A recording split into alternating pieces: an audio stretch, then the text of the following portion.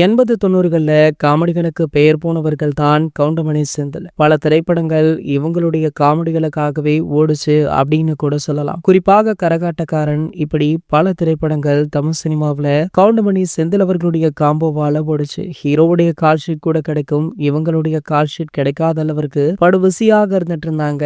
ஒரு சில ஆண்டுகளாகவே ரெண்டு பேரும் வயது முதிர்வு காரணமாக சினிமா படங்கள் நடிப்பதை தவிர்த்துட்டுமே இருந்தாங்க. ஆனால் மீண்டுமே கம்பேக் கொடுத்து தற்போது ஒரு சில படங்கள் மட்டும் சூஸ் பண்ணி நடிச்சாங்க. கவுண்டமணி அவர்கள் தொடர்ந்து ஹீரோவாக பண்ணிட்டு இருந்தாரு. ஆனால் செந்தில் அவர்கள் ஒரு சில சின்ன சின்ன வேடங்கள்ல கூட நடிச்சிட்டு இருந்தாரு. ஆனால் தற்போது பாத்தீங்கன்னா ஒரு சில மாதங்களாகவே நடிகர் செந்தில் அவர்களுடைய உடல்நிலை சரியில்லை அப்படின்ற செய்தி சோசியல் மீடியாக்கள் வெளியாகி வைரலுமே ஆச்சு. இதனடுத்து பாத்தீங்கன்னா பல பிரபலங்கள், ரசிகர்கள் அப்படின்னு அனைவருமே அவர் மீண்டும் உடல்நலத்துடன் திரும்பி வர வேண்டும் அப்படின்னு சொல்லி பிரார்த்தனையுமே பண்ணாங்க. அது மட்டும் இல்லாமல் சோசியல் மீடியாக்கள் வாழ்த்துக்களையுமே தெரிவிச்சாங்க. இந்த நிலையில பாத்தீங்கன்னா நடிகரும் பிரபல கார்பந்தய வீரருமான அஜித்குமார் அவர்கள் சமீபத்துல தொலைபேசி மூலம் தொடர்பு கொண்டு நடிகர் செந்தில் அவர்களை நலம் விசாரித்திருக்காரா. அது மட்டுமல்லாமல் கூடிய விரைவில் ஏகே அவர்கள் நேரில் சென்று நடிகர் செந்தில் அவர்களை பார்க்க உள்ளதாக சொல்லப்படுது. செந்தில் அவர்களும் அஜித்குமார் அவர்களுமே பெரிதாக இணைந்து படங்கள்ல நடிக்கவில்லை அப்படின்னாலுமே